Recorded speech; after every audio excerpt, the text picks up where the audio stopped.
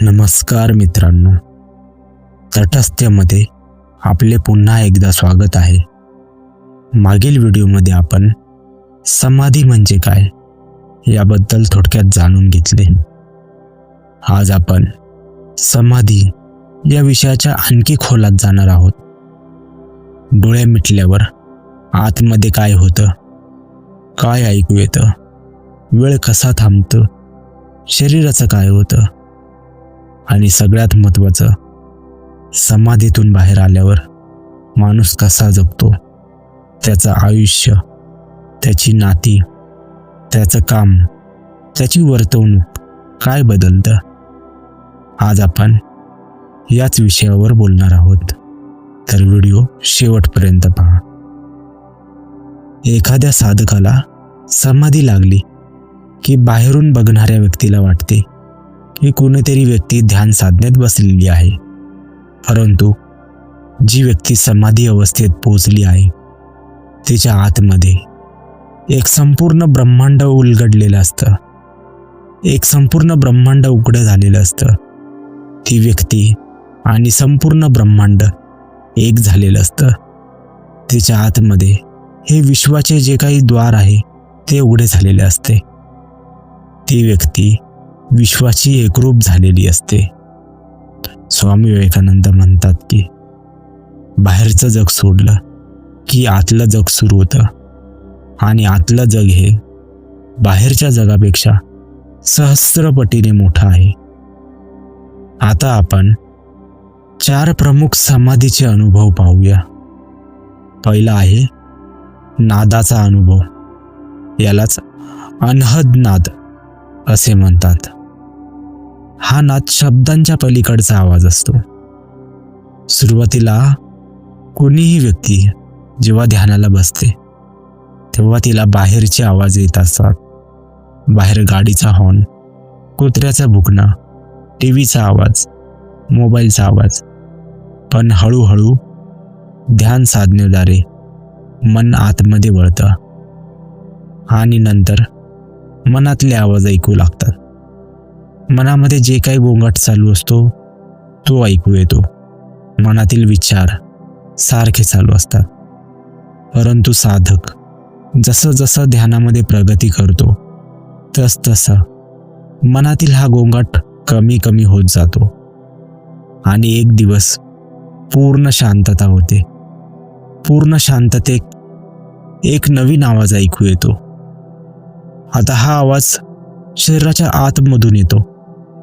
कोणाला तो भुंग्याच्या गुणगुण्यासारखा वाटतो, सतत चालू असलेला. कुणाला रातकिड्यासारखा ऐकू येतो, कुणाला समुद्राच्या लाटांसारखा वाटतो, कुणाला शंख फुकल्यासारखा वाटतो, कुणाला विणेच्या तारेसारखा येतो, कुणाला मेघांच्या गडगडाटासारखा, तर कुणाला ओंकारासारखा. यालाच योगशास्त्रात अनहद नाद म्हणतात. अनहद म्हणजे न वाजवता येणारा आवाज. न कुठली टाळी, न कुठे थाप. कुठलाही आवाज हा 2 गोष्टींच्या प्रतिक्रियेने तयार होतो. एखादी गोष्ट दुसऱ्या गोष्टीवर आदळली की आवाज उत्पन्न होतो. परंतु अनहद नाद हा कुठलीही घटना न घडता उत्पन्न होतो. पण हा नाद येतो कुठून? विवेकानंद सांगतात, हे संपूर्ण विश्व हे तरंगांनी बनलेलं आहे, काही कंपनांनी बनलेलं आहे.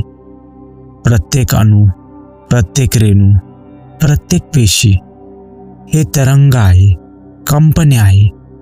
आपलं शरीर, आपले विचार, आपले प्राण हे सर्व काही तरंग आहे, कंपने आहेत. सामान्य अवस्थेत आपल्याला बाहेरचे आवाज ऐकू येतात, म्हणून आतील हे कंपने आपण ऐकू शकत नाही. पण जेव्हा ध्यान साधनेद्वारे आपण बाहेरचे आवाज ऐकणे बंद करतो, जेव्हा आपले डोळे, कान, नाक बंद होतात आणि विचारांची गर्दी देखील संपून जाते, तेव्हा तुमच्या प्राणाचा आवाज येतो, तुमच्या रक्ताचा आवाज येतो, तुमच्या हृदयाच्या ठोक्यांचा आवाज येतो तुमच्या पेशींचा आवाज येतो आणि ध्यान साधनेद्वारे आणखी खोलात गेलं की विश्वाच्या मूळ कंपनाशी आपण एकरूप होऊन जातो. त्यालाच काही लोकांनी ओंकार असे म्हटलेले आहे. सुरुवातीला हा नाद खूप बारीक असतो, पण लक्ष दिलं की तो आवाज वाढत जातो आणि इतका वाढत जातो की तुम्ही आणि तो नाद वेगळे उरतच नाही. तुम्ही नादच होऊन जाता. तुम्ही आणि तो आवाज एकच होऊन जाता. तो आवाजच तुम्ही असता आणि तुम्हीच आवाज असता.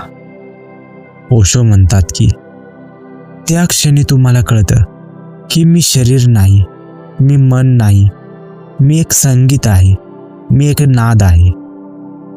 या नादावर लक्ष केंद्रित केलं की मन आपोआप आत खेचलं जातं, खोलवर जातं. विचार थांबवावे लागत नाही. विचार आपोआप विरून जातात. शरीर विरून जातं. नाद इतका गोड असतो की मन त्याच्यामध्ये पूर्ण विरघळून जातं आणि शरीराचे भानच राहत नाही. संत कबीर म्हणतात, अनहद बाजे बासुरी मधुर मधुर धून. ही बासरी कोण वाजवतं? कोणी नाही, ती आपोआप वाजते. ही समाधीचीच लक्षणं आहे. दुसरं आहे वेळेचा लय. काळ नावाची गोष्टच संपते.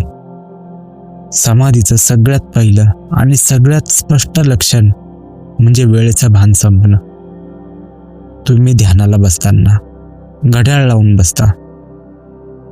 अर्धा तास, 1 तास घड्याळ लावून बसता आणि त्याच्यानंतर अर्धा 1 तासाने डोळे उघडता. पण आतून वाटतं, अरे 3-4च मिनिटं झाले ध्यानाला बसलो. असं का होतं? कारण वेळ ही वस्तू नाही. वेळ ही मनाची कल्पना आहे. मन जेव्हा भूतकाळात जातं तेव्हा आठवणी येतात. जेव्हा भविष्यकाळात जातं तेव्हा काळजी, चिंता येते. या दोघांच्या मध्ये धावपळ करताना मनाचा वेळ वाया जातो. समाधीत मन वर्तमानात येतं आणि वर्तमानाला लांबी नाही, रुंदी नाही. वर्तमान फक्त एक बिंदू आहे. तो बिंदू सरकत नाही, तो फक्त आहे.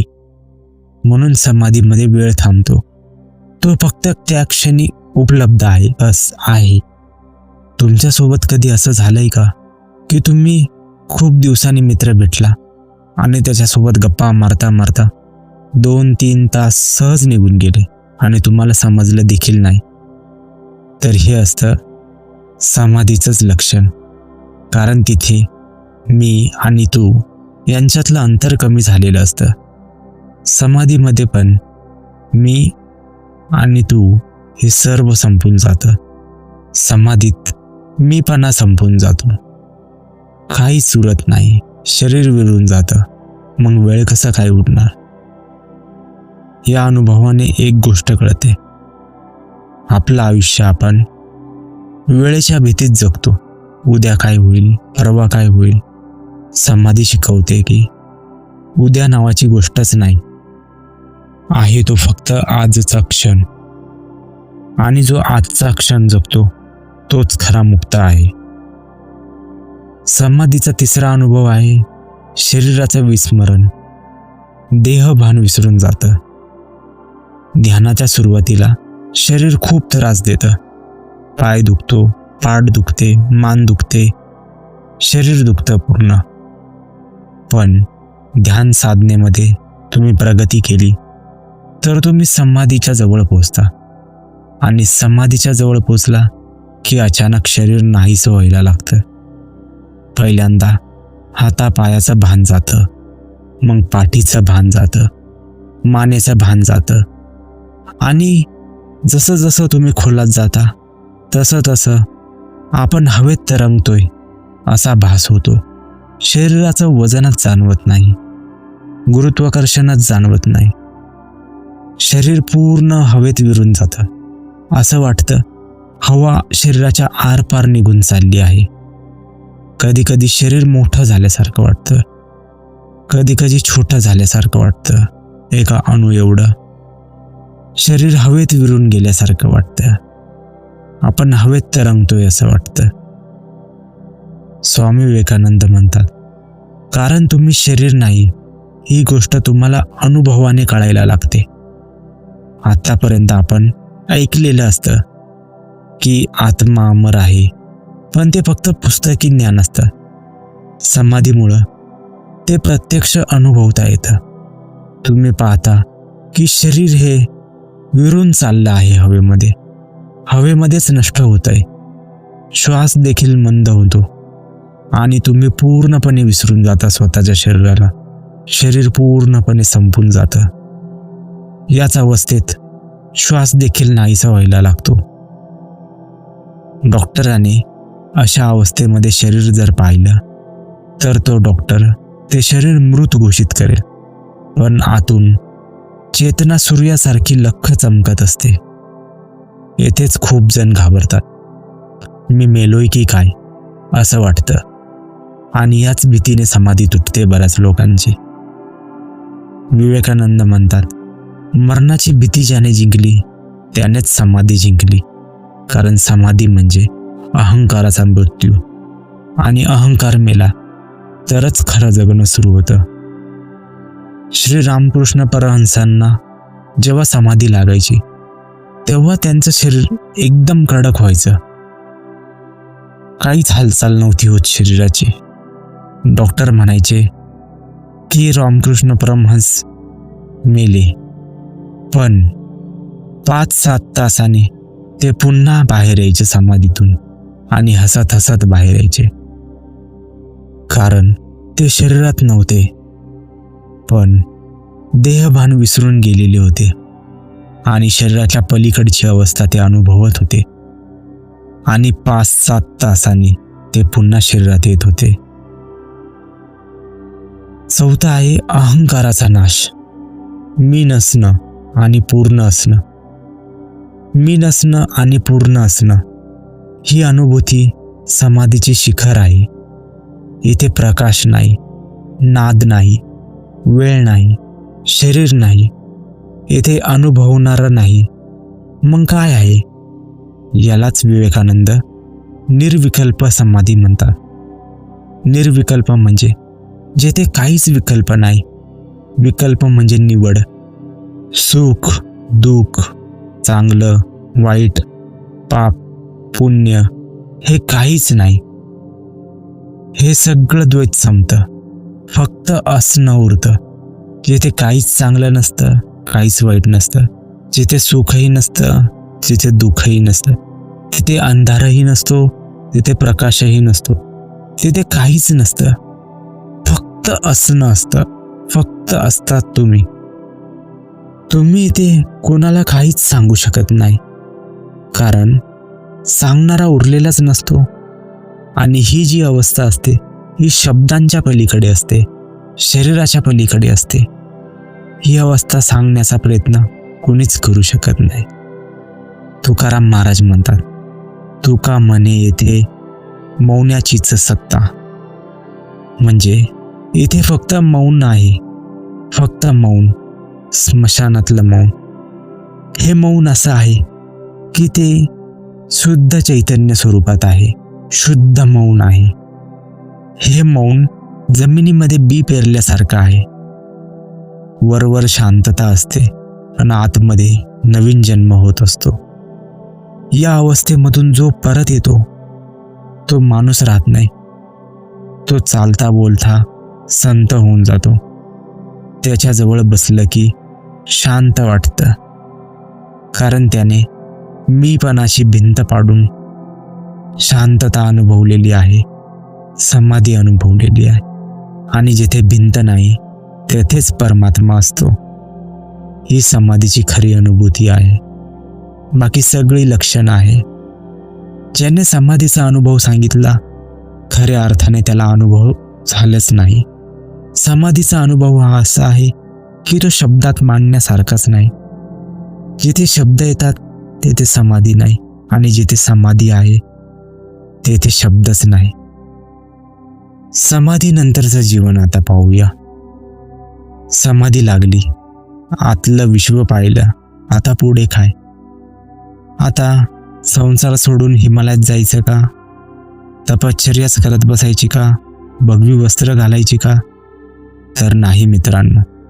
विवेकानंद सांगतात, जो समाधीनंतर समाजाला पाठ दाखवतो त्याची समाधी ही कच्ची आहे.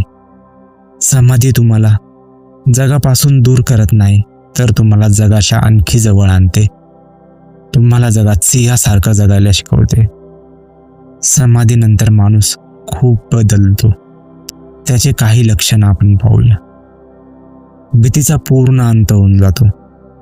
समाधीतून आलेला माणूस कशालाच घाबरत नाही, कारण त्याने सगळ्यात मोठी भीती ही जिंकलेली असते, मृत्यूची भीती.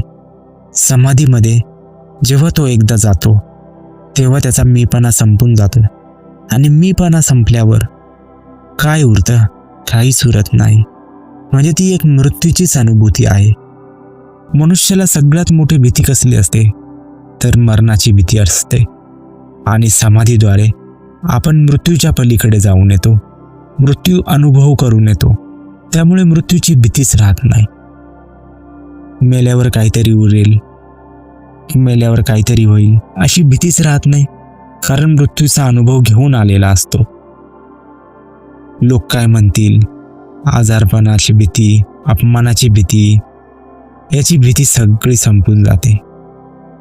विवेकानंद शिकागोला गेले तेव्हा त्यांच्या खिशात पैसे नव्हते, ओळख नव्हती, पण भीती होती का त्यांच्या मनात? नाही, कारण आतमध्ये समाधीची अग्नी प्रज्वलित होती. समाधी तुम्हाला बेपर्वा बनवत नाही, तर ती निर्भय बनवते. बेपर्वा माणूस जबाबदारी टाळतो, पण निर्भय माणूस जबाबदारी उचलतो. हा फरक असतो. त्यानंतर दुसरा बदल होतो, करुणा जागृत होते. ज्याला कळलं की माझ्या आतमध्ये जे काही आहे ते सर्व विश्वात एकरूप झालेलं आहे, विश्व आणि मी एकच आहे, तो दुसऱ्याला कसं काय दुःख देईल? समोरचा आणि मी एकच आहे अशी भावना ज्याच्या मनात निर्माण होते, तो दुसऱ्याला दुःख देतो म्हणजे स्वतःला दुःख देतो. म्हणून अशी व्यक्ती दुसऱ्याला दुःख देईलच कशाला? समाधीनंतर करुणा निर्माण होते मनामध्ये, ती आपोआप मनात फुटते.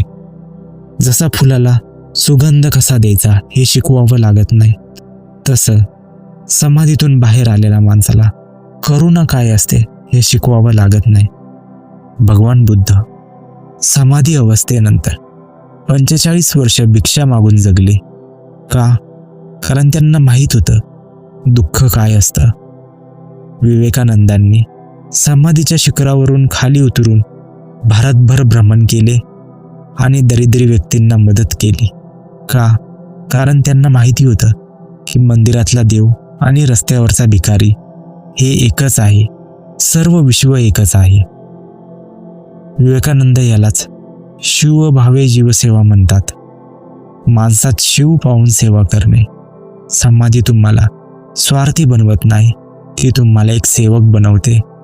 हा सेवक दुबळा नसतो, तो सिंहासारखा लढत असतो आणि प्रत्येकाचे सुख दुःख समजून घेत असतो. जगात एक जरी व्यक्ती दुःखी असेल तरी त्याच्या मनात त्या व्यक्तीबद्दल करुणा भाव निर्माण होतो. हेच समाधीची ताकद आहे.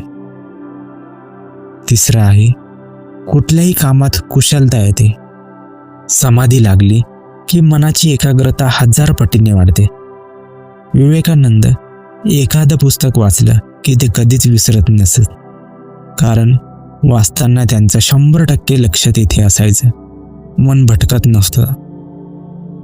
तुमचं मन ऑफिसमध्ये असताना घरात असतं, घरात असताना ऑफिसमध्ये असतं, म्हणूनच कामं बिघडतात. समाधीस्थ माणूस जेव्हा जेवतो तेव्हा फक्त जेवत असतो, जेव्हा बोलतो तेव्हा फक्त बोलत असतो, जेव्हा झोपतो तेव्हा फक्त झोपेत असतो. यालाच गीतेत योग कर्मेसु कौशलम म्हटलेलं आहे. म्हणजेच योग म्हणजे कामातली कुशलता. म्हणून समाधी माणूस डॉक्टर असेल तर उत्तम डॉक्टर होतो, इंजिनियर असेल तर उत्तम इंजिनियर होतो, शिक्षक असेल तर उत्तम शिक्षक होतो. कारण त्याचं मन एकाग्र झालेलं असतं आणि एकाग्र मन हिमालय देखील फोडू शकतं. चौथा बदल होतो, माणूस आनंदी राहतो आतून. सामान्य माणसाचा आनंद बाहेरच्या गोष्टींवर अवलंबून असतो. कोणी बाहेरून चांगलं बोललं, स्तुती केली तर आनंद होतो. पगार वाढला तर आनंद होतो. काही मनासारखं झालं तर आनंद होतो. आणि हे सगळं बदललं की दुःख होतं. म्हणजे आपण आनंद दुसऱ्याच्या हातात दिलेला आहे. आपला रिमोट दुसऱ्याच्या हातात आहे आपला आनंदाचा. समाधी माणसाचं रिमोट स्वतःकडे आणतं. त्याचा आनंद आतून झरतो. त्याला कारण लागत नाही. तो कारागृहात असला तरी देखील आनंदी राहतो आणि निसर्गात असला तरी देखील आनंदीच राहतो. कारण बाहेरची भिंत त्याला बंद करू शकते, परंतु मनाने तर तो पूर्णपणे स्वतंत्र आहे. त्यामुळे तो आनंदी आहे. विवेकानंद म्हणायचे, मला सुख नको, दुःख नको, मला फक्त शक्ती दे. कारण सुख दुःख हे येतात आणि जातात, पण शक्ती असेल तर दोन्हीला हसून आणि आनंदाने सामोरे जाता येतं. समाधी आपल्याला कुठल्याही सुखाला आणि दुःखाला आनंदाने हसून सामोरे जाण्याची शक्ती देते. पाचवा बदल होतो, सहजता आणि नैसर्गिकपणा येतो. समाधी माणसाला नाटक करायला शिकवत नाही, मोठेपणा मिरवायला शिकवत नाही, खोटी नम्रता दाखवायला शिकवत नाही. तो जसा आहे तसा दाखवतो, लहान मुलासारखा. कधी हसतो, कधी रडतो, कधी रागावतो, पण आतून शांत असतो. जो नैसर्गिक स्वभाव असतो माणसाचा तो प्रकट होतो. मनावर कुठलं ओझं ठेवून नाही जगत. राग आला तर व्यक्त करून मोकळा होतो, परंतु आतून शांत असतो. आनंद झाला तर आनंद व्यक्त करून मोकळा होतो, आतून शांतच असतो, संयमी असतो. ओशो म्हणायचे, समाधीस्थ माणूस परम नैसर्गिक असतो. त्याला पाहून दुसऱ्यालाही सहज वाटतं. त्याच्याजवळ मुखवटे नसतात आणि त्याच्याजवळ गेल्यावर दुसऱ्यांचे मुखवटे देखील आपोआप गळतात, कारण त्याने स्वतःचे मुखवटे फेकून दिलेले आहे. तो संत आहे म्हणून 24 तास डोळे मिटून बसत नाही. तो बाजारात जातो, भाजीपाला घेतो, भांडण झालं तर भांडतो देखील, चुकीचं झालं तर चुकीला विरोध देखील करतो. पण त्याच्या आतमध्ये एक अखंड शांतता असते, शांततेची ज्योत असते. ती कधीच विझत नाही. यालाच सहज समाधी म्हणतात. उठता बसता, खाता पिता, झोपताना, काम करताना सहज समाधी अनुभवतो. हीच समाधीची अंतिम अवस्था आहे. मित्रांनो, मागील व्हिडिओमध्ये समाधी म्हणजे काय हे जाणून घेतलं आणि आजच्या व्हिडिओमध्ये समाधी कशी असते, समाधीनंतर काय होतं हे जाणून घेतलं. येथे विवेकानंद एक गोष्ट सांगायचे, समाधी लागली म्हणजे संपलं असं नाही. समाधी लागली म्हणजे खरं काम सुरू झालं. कारण आता तुम्ही जागे झालात आणि जागा झालेल्या माणसाचं कर्तव्य असतं की दुसऱ्या माणसांना जागा करणं, झोपलेल्यांना उठवणं. म्हणून भगवान बुद्ध 45 वर्ष पायी फिरले. विवेकानंदांनी देखील जग पालथं घातलं, कारण त्यांना मिळालेली शक्ती, शांतता, करुणा, प्रेम त्यांनी स्वतःपुरते मर्यादित ठेवलं नाही. त्यांनी जगाला वाटले, म्हणून ते मुक्त झाले. तुम्हीही आजपासून सुरुवात करा. समाधी दूर नाही, ती तुमच्या श्वासात आहे. रोज अर्धा तास डोळे मिटा, स्वतःच्या शरीरातील नाद ऐका, किंवा एक काम इतक्या एकाग्रतेने करा की वेळ थांबेल. किंवा रात्री झोपताना मीपणा बाजूला ठेवून झोपा.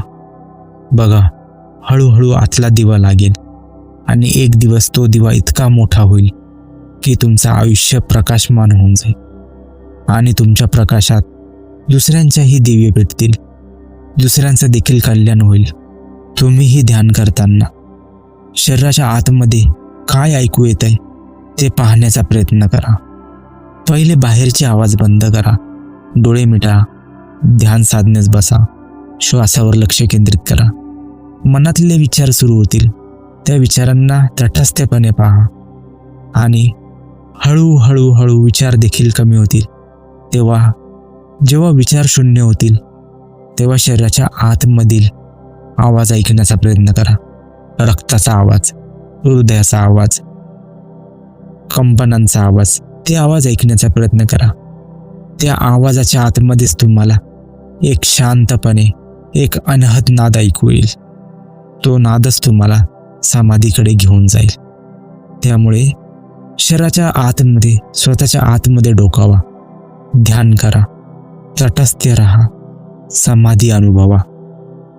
धन्यवाद.